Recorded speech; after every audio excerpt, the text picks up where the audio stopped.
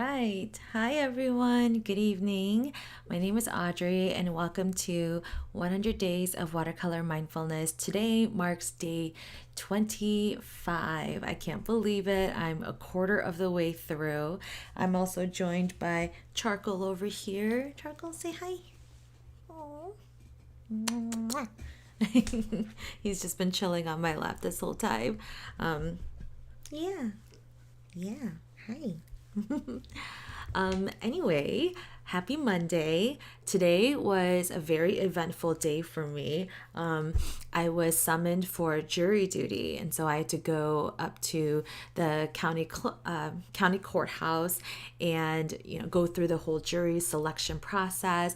And it was my first time ever being summoned. I am a voter, but for some reason I've just never been summoned until now. So I was not obviously, I was not selected to be on the jury, but just, going through the process and the whole experience was definitely, it was informational. It was nothing like I've ever experienced, obviously. And it did feel good to be, part of the process. I guess I didn't know what to expect except for what you've seen in, TV shows and movies and such. But it was definitely, it was definitely an experience. I don't know what would have happened if I did serve on the jury. They did say that it could go until tomorrow. But I know that sometimes cases can go on for a pretty long time, especially if it's a criminal case versus a civil case. So I obviously can't say anything about it right now, but just that the experience was just unique. But anyway, today I kind of wanted to, instead of just showing you my inspiration photo, I wanted to show you something cool that I just got access to, and it's called Adobe Firefly, and it's basically their AI, artificial intelligence, creator, and so you can input text, or you can put in your own photos. And then it'll generate something like completely new. The AI will generate something completely new. Hi, Linda. Hi, Rena. Thanks for joining. So let me go ahead and share my browser window with you. So this is still in beta mode, so I don't know if everyone will have access to it immediately, but I just got access to this like last week or something. So anyway, so you can see that it's in beta right now. But so they have like text to image, you can do a generative fill, you can create text effects. There's like lots of like different things, and then they're working on a lot of other stuff too. So you can see like it says in exploration. So yeah, it's pretty exciting. I'm not here to debate, the values or the dangers of AI, okay? I'm just going to show you how I found a inspiration photo by using AI. So I'm going to use this text to image. I'm going to create generate, and these are all just like already pre-populated inspiration photos. So if you hover over it, you can see what text they used to create this image. So this text was glowing river in a cave, and then this is the image that came out. The cool thing about Adobe Firefly is that once you create an image, you can actually go further and then edit it further. So anyway, so down here, today I'm going to paint geraniums. So I want to, you do want to be somewhat descriptive and specific. So I'm going to type in red geraniums in a terracotta pot in front of a brick wall. Okay, so then you type that in, press generate, and then let's see what it gives me. Takes a little second, it's thinking.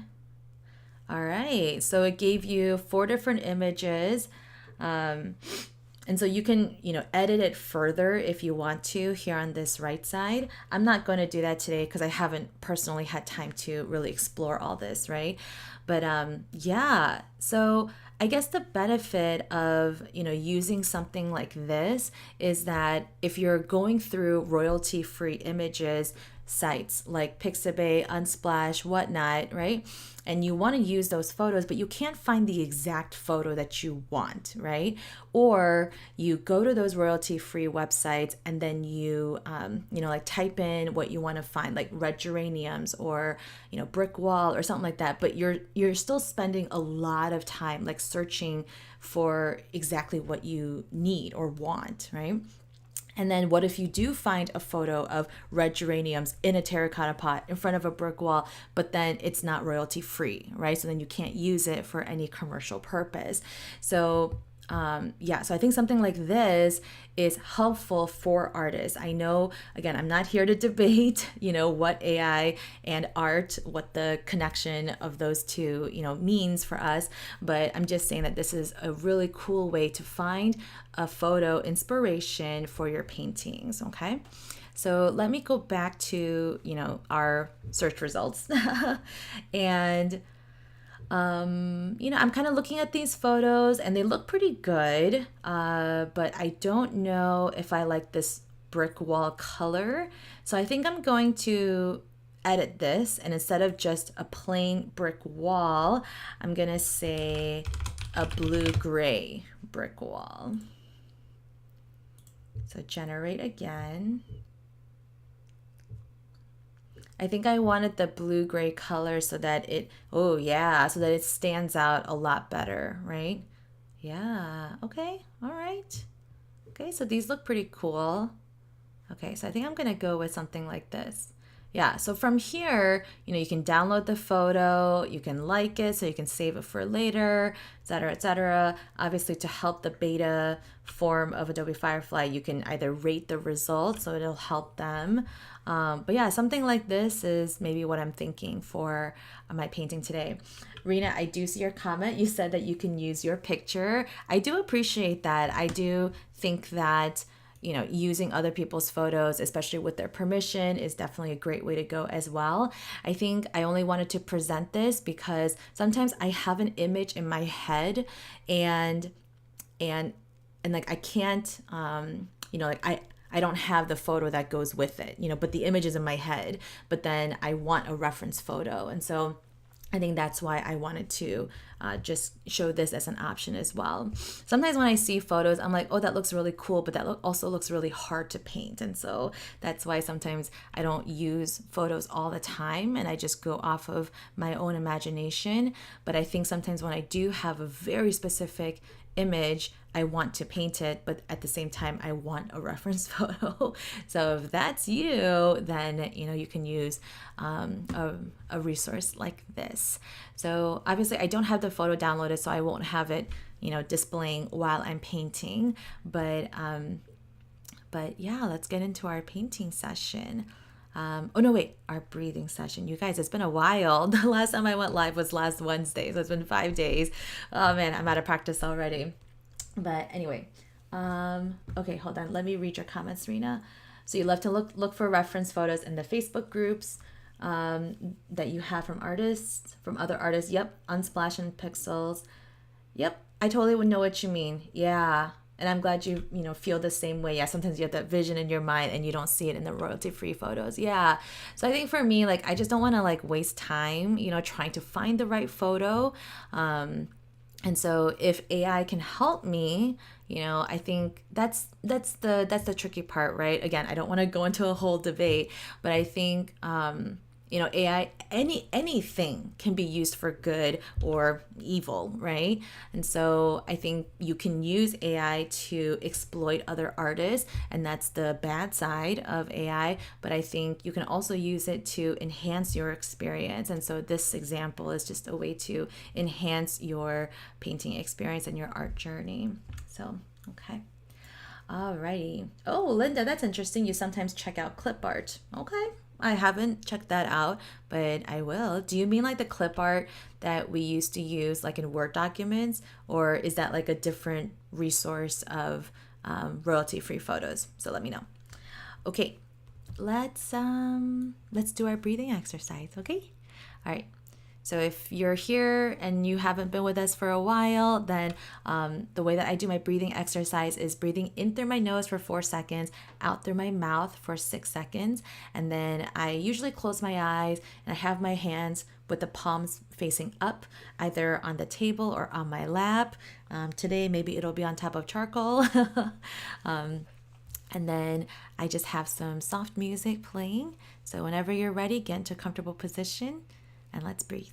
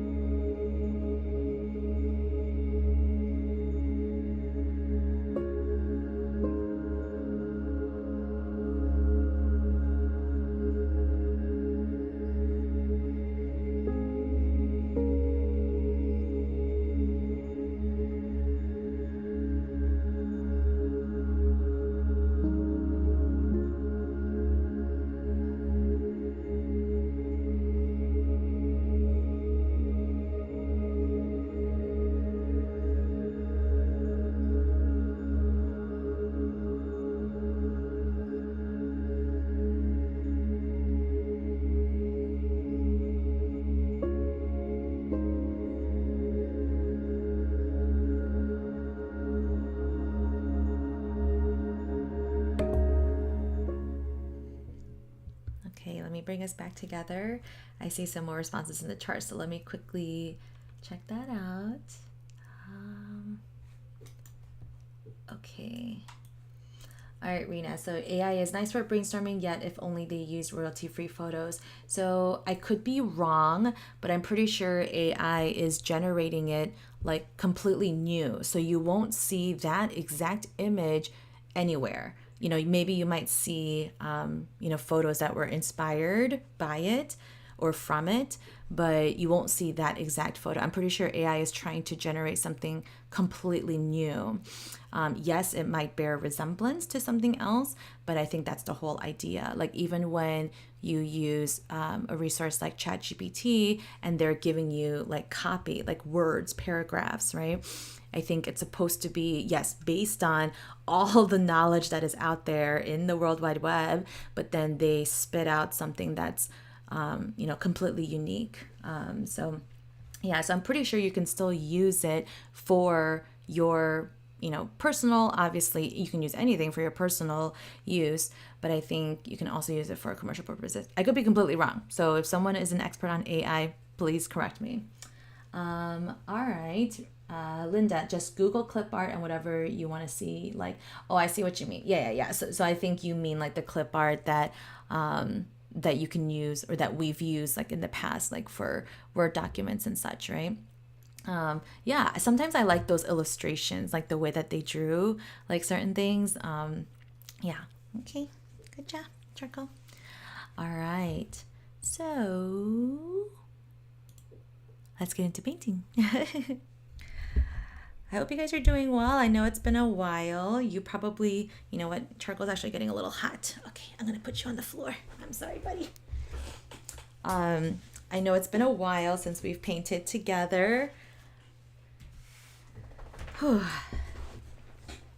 The cool thing is that since last Wednesday, or actually just today, I was able to paint with some of my friends' kids, and today I released some kids watercolor videos. So if you have kids, or if you know someone who like really wants to learn watercolor but they're like super beginner, they can totally watch those videos. I mean, it is for kids, but it's not like, like I am talking to kids, and so I'm very animated, more animated than usual, but anyone can watch them. And I think the lessons are basic enough for anyone to follow.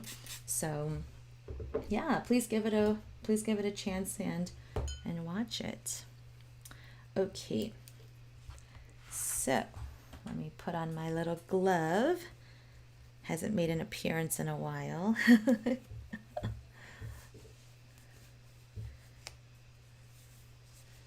All right. Okay, guys. Well, have fun painting, and I'll see you on the other side.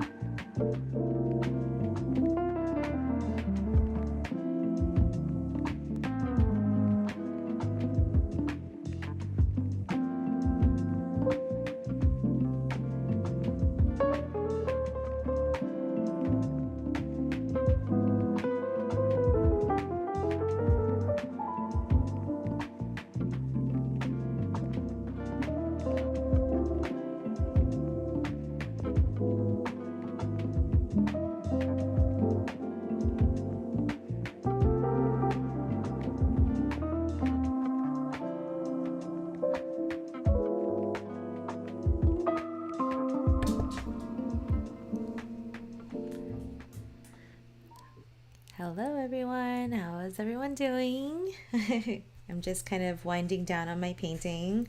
Yeah, this is like pretty close to what I wanted to paint.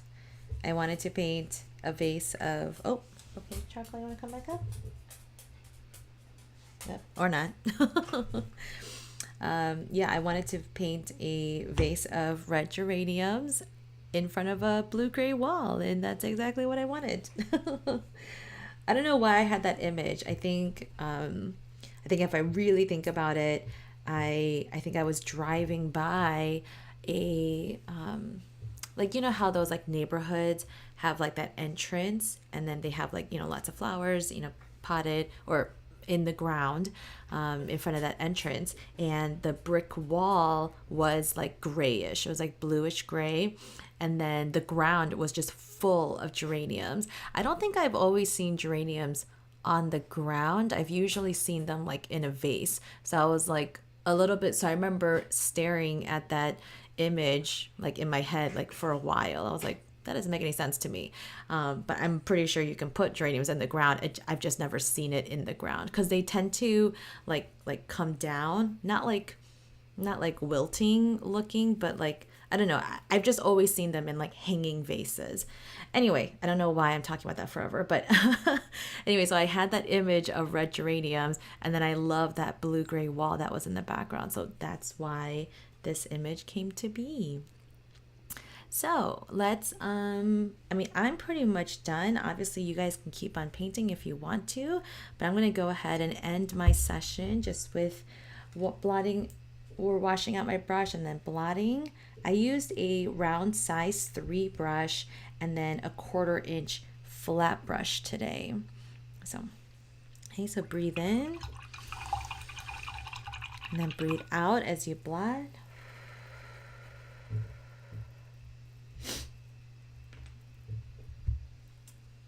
All right. Yeah, Linda. Yeah, right. Geraniums are only in pots for some reason. I don't understand it either. I think it just doesn't grow like it doesn't grow super high, like tall.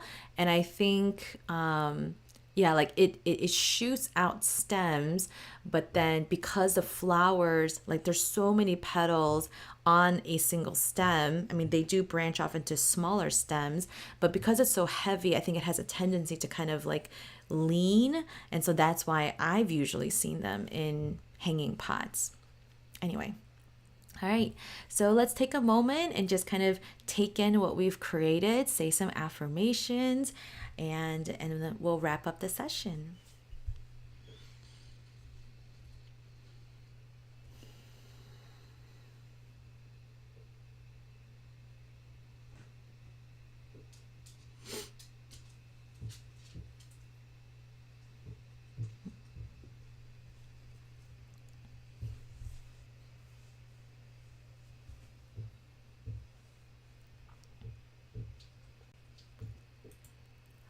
All right. Well, thank you again so much for joining me. Oh, yeah, Linda. Yeah, the flowers must break easily. Yeah, I think they do. I mean, I've never really grown geraniums. I mean, I've had them in my own hanging flower pots in the front of my house, but it's been a while since I've had them, so I don't really remember. I just remember having to deadhead them very often. And yeah, but anyway, so here's the painting again in this view. I love the contrast, with the gray and then with the bold red colors. I think that's another reason why that image as I was driving by like really stuck with me. So that's another lesson in that you can find inspiration anywhere, like seriously. Yeah, well, thank you so much for joining me. This week, I'm going to be live 3 more times. So I'll be live tomorrow, Wednesday, and Friday. So I hope you can join me 8 p.m. Central. And again, if you have kids, please check out my Paint and Play series on YouTube. And it's very beginner friendly. The first project is just to create a swatch chart. And I think that's super important because I think kids want to immediately go into like a project, but I'm of the educational philosophy of like really teaching them the foundational techniques.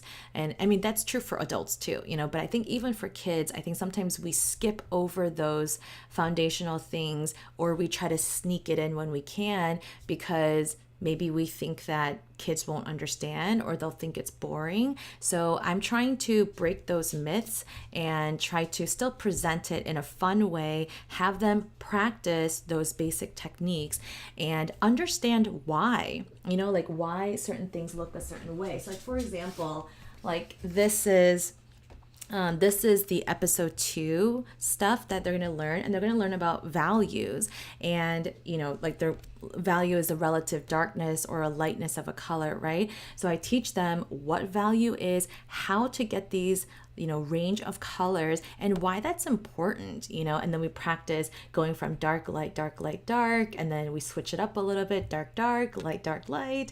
And so I think like these are the boring stuff, quote unquote, that even adults don't want to learn, and then we assume that kids don't want to learn, but actually kids actually appreciate like not being talked down to, right? My friend Chef Julie Yoon always says that they don't, like they can comprehend probably more than you imagine. Obviously, if they're like 2 or 3 years old, they're still toddlers. And so, age appropriate, right? But once they get to a certain age, like they can understand a lot more than we think. And so even though I don't have kids of my own, I do have a teaching background, although it's been a while since I've taught really young kids.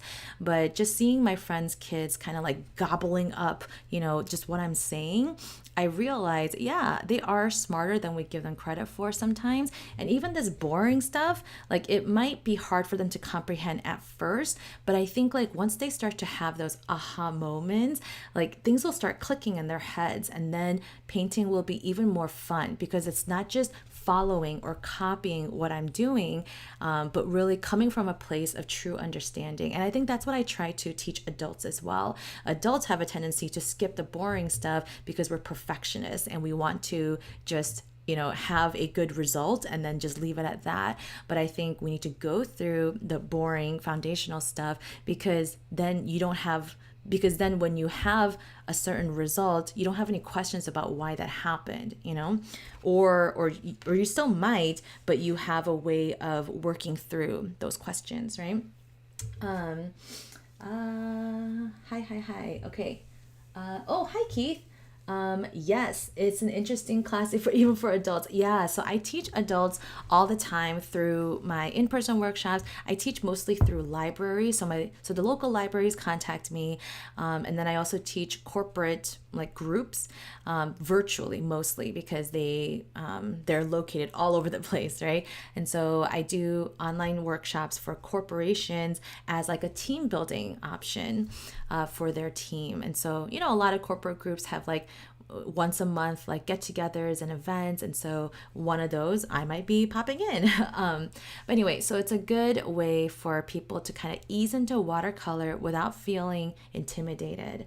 But yes, great question. Have I ever taught art in schools? So no, I have never taught art in schools because I myself am self-taught. And so this goes into a long history of I wish I learned art. I wish I had the opportunities and stuff like that. And I'm not here to debate that either or to rehash my childhood, but I think I still have the qualifications to teach just because I have education degrees or just one education degree, not multiple degrees. And because like I think I have a very approachable way, like even for kids, I can be very animated. So you can watch those videos. I'm like 50% more animated than I am in my normal videos because kids need a little bit of flash and bang in order to stay engaged and enthusiastic, but I'm a lot more than that even in person. And so I'm hoping to teach kids in person as well. I do teach teens in person, but kids are like a whole nother level too. So yeah. Thanks for the encouragement, though, guys. Anyway, so let me go back to what episode 2 is all about. So, episode 2 is all about learning, right, our dark and light and stuff. And then they take this knowledge and then paint an actual thing, right? So, you're still learning something, but then you're applying that knowledge into an actual project. And so, the project for episode 2 is to paint a happy birthday card. And so, like, it's not just, follow what I'm doing, but I'm teaching them, hey, this is a dark value. Then we're going to switch to a light value, then another dark value, then light value, then dark, right? So they're learning about, oh, next time if I want to paint a birthday cake, right? Oh yeah, I remember. I want to show different values because this looks like a much more appetizing cake than if it was all just one value, So anyway, I know I'm putting a huge plug in for this Paint and Play series, but I just wanted to reiterate that, again, it's not just for kids. If you're an adult who's a beginner and just wants a real refresher on the very basic techniques, and even just create like cute little stuff like this, then please give Paint and Play a watch. Oh, I'm so sorry. I think my cat's on the other side of the door, so Charcoal let out a bark. That's okay. I should probably be signing off soon anyway. So thank you. Oh, Keith, thank you so much. Okay, sorry. One more thing. You said that I have a very Disney character voice. That's very interesting that you say that. This is the one last bit of childhood bit before I go. So I was born in Korea and I moved to England with my family when I was 6, and I didn't speak English, right? And my aunt, my dad's sister, recorded like on VHS tapes a lot of those Disney videos at that time. And so The Little Mermaid was one of my favorite videos, but she probably recorded like half a dozen or so. And so I watched those videos over and over and over again. And I was obsessed with the songs. I was obsessed with, the animation. But I give credit to those videos for learning English. Obviously, I was immersed in the culture because there was no other Korean family in sight. But that's how I learned to be so animated. And even when I sing with a lot of emotion. And I think it's due to those Disney videos. So I appreciate your comment, Keith. That's actually a very big compliment to me. Anyway, so thank you so much. Thank you so much for joining. I know this was very long, but I really appreciate all of you guys. Thank you so much. All right. Good night. I'll see you tomorrow. Bye.